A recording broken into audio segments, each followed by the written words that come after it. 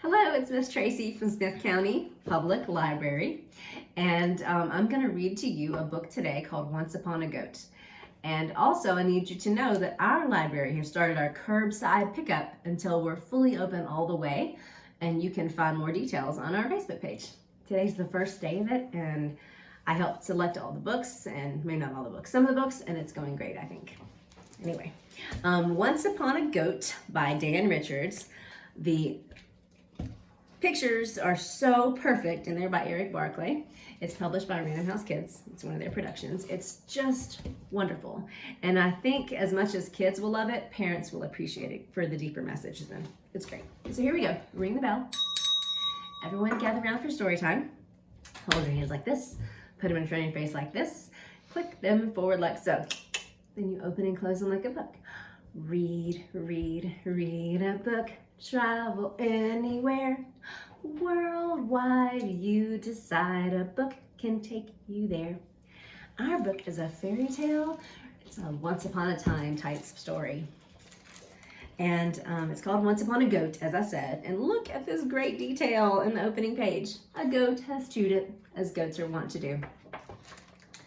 All right, it's just, I'm so excited. I'm going to read it and then show some pictures, or all the pictures really. Once upon a time, in a faraway kingdom, a king and queen wished for a child.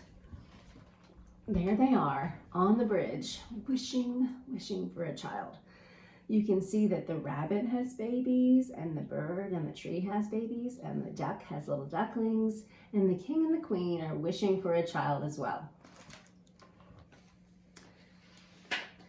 This is a wonderful book, but the pages stick together at every turn.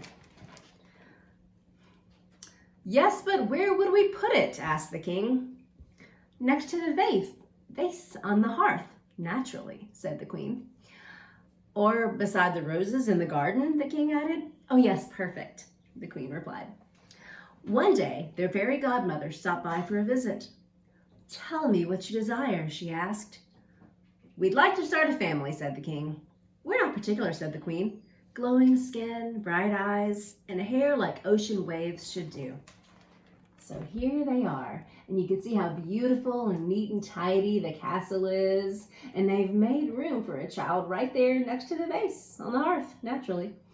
And they're talking to their fairy godmother. I sure wish I had a fairy godmother that would grant my wishes. That'd be wonderful. All right. Said their fairy godmother. A boy would be great, added the king, but any kid will do. Of course, answered the fairy godmother. Look on your doorstep when the moon is full. At the next full moon, the king and the queen ran to the door. Let it be a boy, said the king. With hair like ocean waves, said the queen.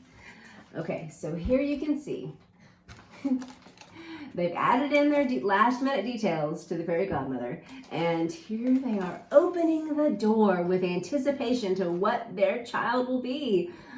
But if you remember the name of the book, Once Upon a Goat, you can probably guess what's going to happen next.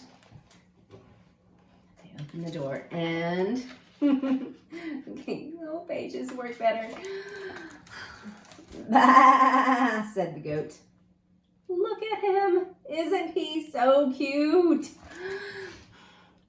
I wanted a baby, cried the queen. It's my fault. It's my fault, wailed the king.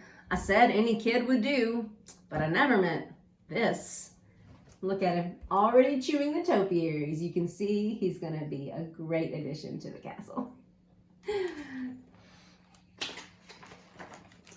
Reluctantly, the king and queen brought that little beast into their home. Look, he's already knocking stuff over. Again, goat, what are you going to do? Look on the bright side, said the king. We can still hold it like a baby. It has a goatee, replied the queen. We don't need to change its diapers, said the queen. That's disgusting, replied the king. Looky here. She is holding her nose, and he has clearly stepped in something. I think that's because the goat is not wearing diapers.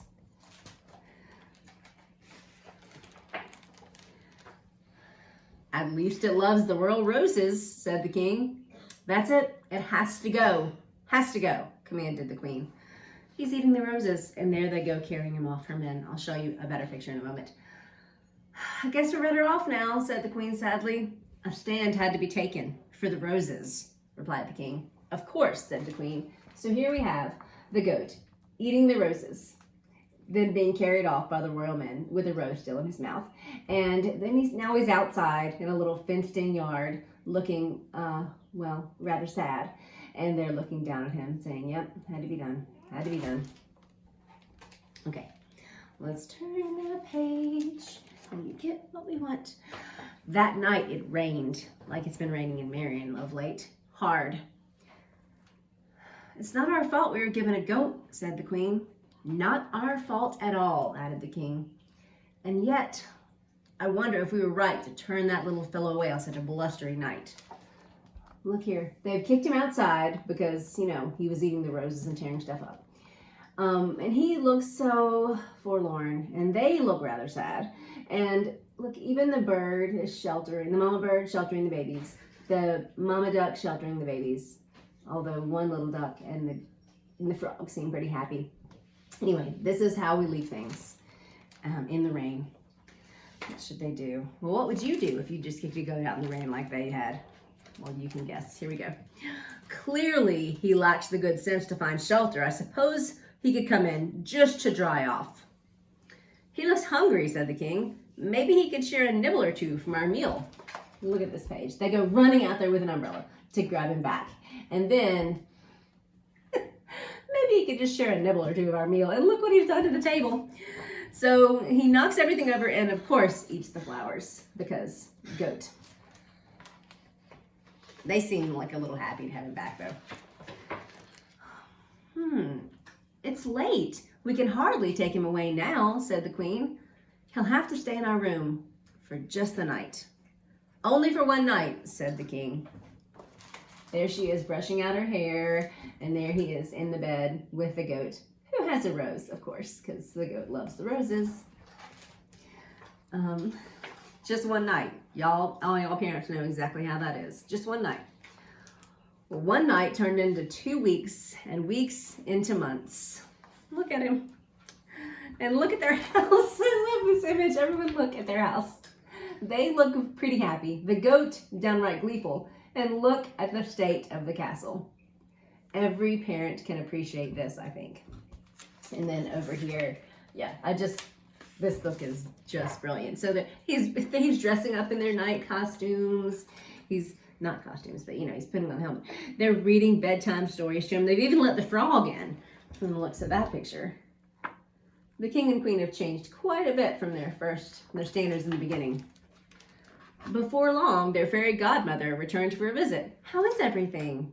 Wonderful, replied the king and queen. Perfect. May I see the child? You guys look at this picture.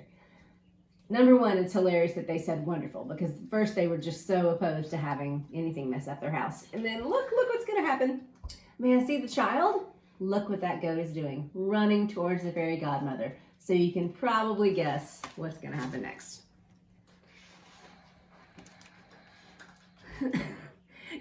I love it. Oh, look, she's been knocked down. Isn't he darling? Said the king. A blessing, added the queen. You must be joking, said the fairy godmother. It's a goat. Yes, well, you left it on our doorstep when the moon was full, just like you said. Uh-oh, said the fairy godmother. I'll be back. Okay, so clearly the goat has knocked her down, and the king and queen are calling him a blessing.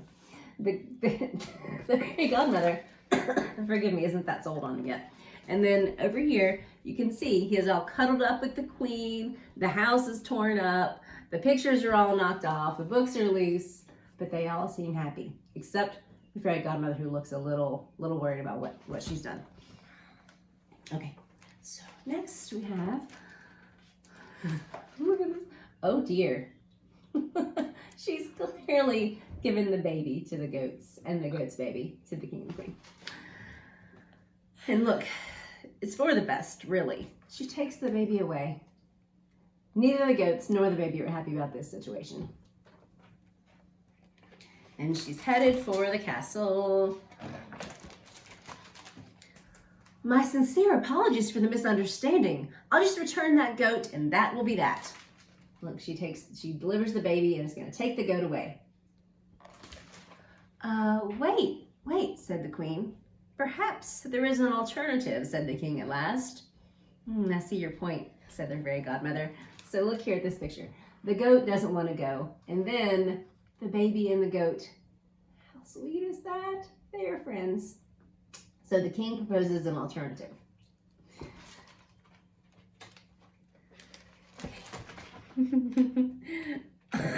Excuse me, I'm coughing and the pages are stuck together. Look at this brilliant alternative. Here comes the mama and the daddy goat running to the castle, and everyone's so excited to see them. Oh, pages don't stick together. Okay, the last page is great. Well, said the king, not exactly the family we wished for.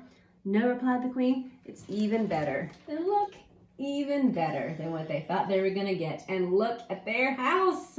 I gotta say, I was much like that queen. I wanted children. I ended up with twins who made my house look kind of like this to this day, but it's even better than what I ever could have dreamed. And I think every parent feels the same way. I hope you enjoyed this book. I always love reading to you, and I am hopeful we'll read together again soon at the library. Bye, friends.